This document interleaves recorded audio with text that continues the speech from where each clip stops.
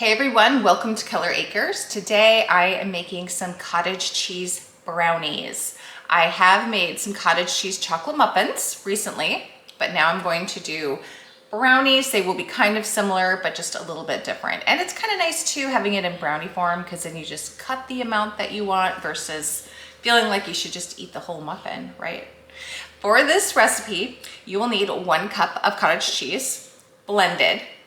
I've already blended mine. Just put it in the blender or food processor till it's nice and smooth. It just makes it the consistency of the whole thing is just a lot better. It just tastes better in the end if you pre-blend it. That's something that I learned recently in all these cottage cheese recipes that I'm making, is it tastes a lot better if you just take that extra step. I am using Daisy cottage cheese. I get this at Costco. It's a great value. Then you're going to need a 1/2 cup of maple syrup, or you could substitute with honey or agave. I like to get my maple syrup at Costco. 2 eggs, preferably at room temperature. They just mix in better that way. A teaspoon or so of vanilla extract. I am using my own spiced rum vanilla extract that I made. This stuff is delicious. If you're interested, I have lots of vanilla extract videos out there. And vanilla bean paste, love that too. A 1/2 cup of almond flour. I'm using the original nut flour almond. I got this on Amazon and this was a really great value. They also have some at Costco. That's a good value too. And then of course you can find almond flour everywhere, but those are the places to get it for a better value. A 1/2 cup of either cacao powder or cocoa powder. I decided to go ahead and use I have both cocoa powder and cacao. I decided to use this today. Purchased this at Walmart. It's very good. I have 1 teaspoon of salt and 1/2 teaspoon of baking powder. And then also have your oven preheating to 350 degrees.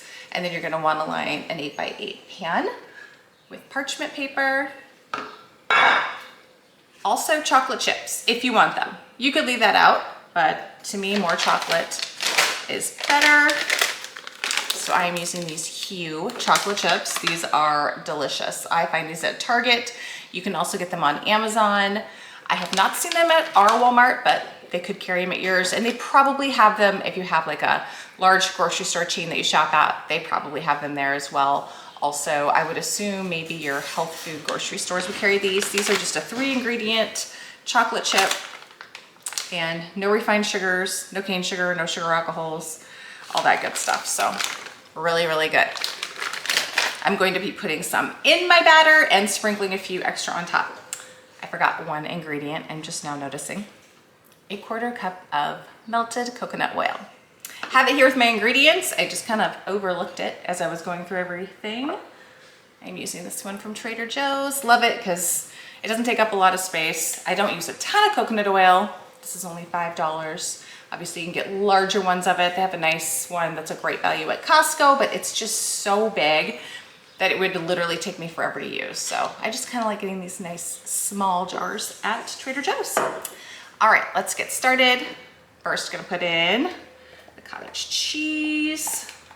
Love cottage cheese desserts. It's kind of cool that you can make dessert with cottage cheese. It's just gonna add a little extra protein to this. These aren't gonna be super high protein at all, but they're gonna give you a little bit of protein and it's in your dessert. So love that.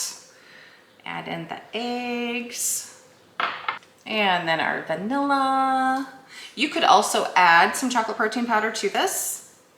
Normally that is what I do, but today I am trying it without. Just kind of a nice dessert with a little extra protein instead of a whole bunch of extra protein. Next, I'm gonna add in my cacao powder. It's looking delish, looking good. Okay, add in my salt and my baking powder. Oh, I am forgetting that coconut oil again. Look at me. I don't know. Maybe because it's clear, it's just sitting over here like it doesn't look like anything. Add in that coconut oil. Don't forget that. And you got to taste the batter. You got to take a little taste.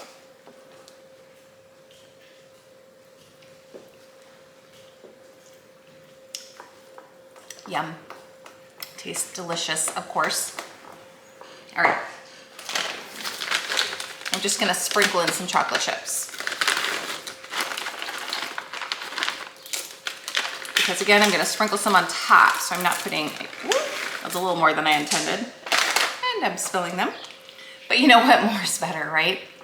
Can't have too many chocolate chips. All right, now we're gonna get this poured into our baking dish. There we go. Smooth it out. And then the all-important sprinkling of the chocolate chips on top. To me, this just makes it extra good. Having that little bit of extra chocolate in every bite.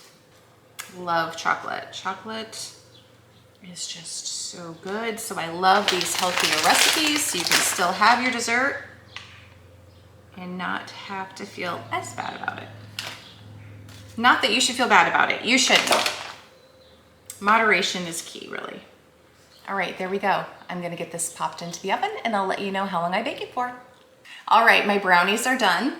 You may or may not have noticed that I forgot to add the almond flour. I can't even believe I did that. Apparently I'm distracted today. I noticed though, luckily right after I put the brownies in the oven. So I pulled them back out. I left them in the baking dish, added in the almond flour, stirred it in good, re-spread it out, sprinkled on some more chocolate chips, and I think we're good to go.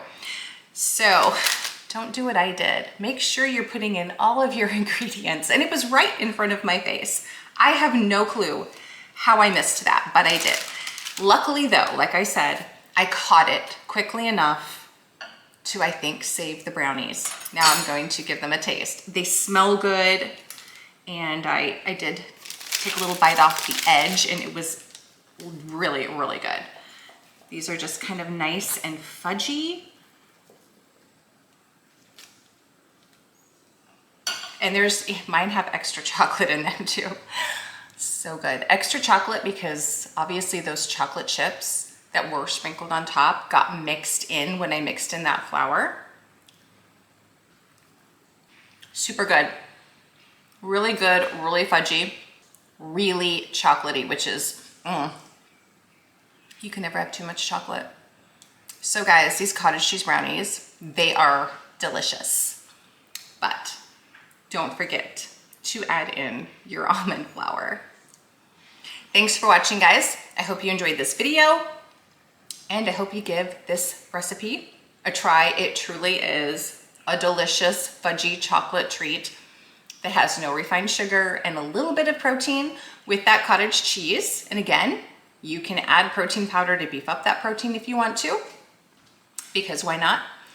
But otherwise, super delicious, super chocolatey, super good. Don't forget to hit that subscribe button and check out some of my other really good cottage cheese recipes.